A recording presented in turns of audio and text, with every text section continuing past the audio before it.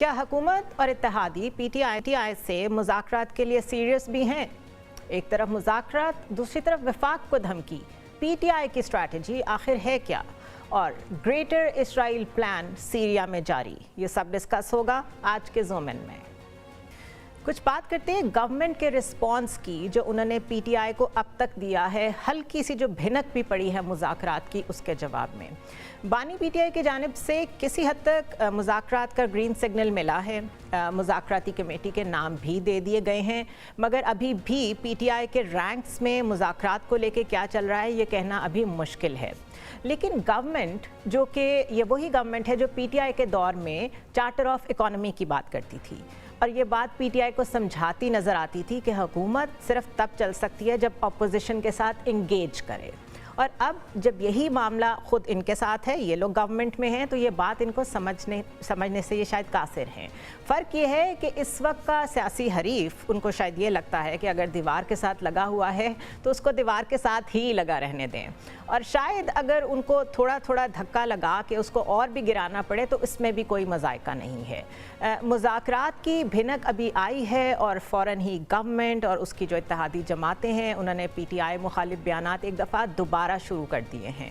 ज़रा सुनिए गवर्नमेंट का रिस्पॉन्स मुज़ाकरात को लेके अब तक क्या रहा है। एक ये जमात फौज को कमजोर करना चाहती है ताकि बैरूनी कोई ना कोई इससे फायदा उठा सके। आप चाहते हैं कि मुल्क के अंदर इंतशार हो। 9 मई को क्या कोशिश थी? 9 मई को कभी आपको भूलने नहीं देंगे हम। मुज़ाकरात अगर स्टार्ट होते भी हैं तो फिर उनको अगर बैकिंग नहीं होगी पीटीआई बानी की, तो फिर उन मुज़ाकरात को कहां लेके जाना है। कहते हैं 9 मई को भूल जाए, यानी 9 मई को भूलने के लिए आपने 24 नवंबर किया। भूला नहीं जाएगा। कोई ऐसे मुज़ाकरात जिसमें मुजरम भी शामिल हो वो नहीं हो सकते। अगर हम मुज़ाकरात की तरफ आते, आज भी आपने कहा जी कि फलां तारीख तक बात करो वरना हम सिविल नाफरमानी शुरू करेंगे। ऐसे नहीं होता ना, तलवार मत लटकाएं हमारे सरों के ऊपर।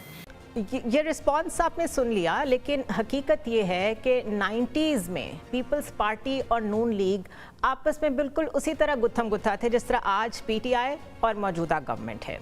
फ़र्क सिर्फ ये है कि उस वक्त एक दहाई से ज़्यादा पॉलिटिकल इंस्टेबिलिटी और टर्मोइल के बाद दोनों ने ये बात शायद समझ ली थी कि एक दूसरे को स्पेस देने का नाम ही पॉलिटिक्स है। दोनों जमातों ने चार्टर ऑफ डेमोक्रेसी साइन किया और अग्री किया कि एक दूसरे की हुकूमतें गिराने का सिलसिला बंद करना होगा, कॉन्टीन्यूटी की तरफ जाना होगा। एज अ रिज़ल्ट पाकिस्तान की पॉलिटिकल हिस्ट्री में पहली दफ़ा पीपल्स पार्टी और नून लीग की हुकूमतों ने अपने अपने टेन्योर्स एक एक दफ़ा पूरे किए। 2013 के बाद पीटीआई की पॉलिटिकल लैंडस्केप में जो एंट्री हुई, उसके बाद उसको जो भरपूर इस्टेब्लिशमेंट की सपोर्ट हासिल थी, उसने चीज़ों को चेंज किया। और एक दफ़ा फिर 2022 में जो वोट ऑफ नो कॉन्फिडेंस आया, उसके बाद से शुरू होने वाला पॉलिटिकल इंस्टेबिलिटी का जो सिलसिला है वो अब तक जारी है। ये वक्त है कि एक और चार्टर ऑफ डेमोक्रेसी साइन किया जाए जो इस वक्त पीटीआई और हुकूमत के बीच में हो। अगर हुकूमत अपनी सारी एनर्जी पीटीआई को हैंडल करने के बजाय उसे मैनेज करने में और इंगेज करने में सर्व करे तो इसमें गवर्नमेंट की भी बेहतरी है, बल्कि सबकी बेहतरी है। लेकिन गवर्नमेंट आखिर सोच क्या रही है?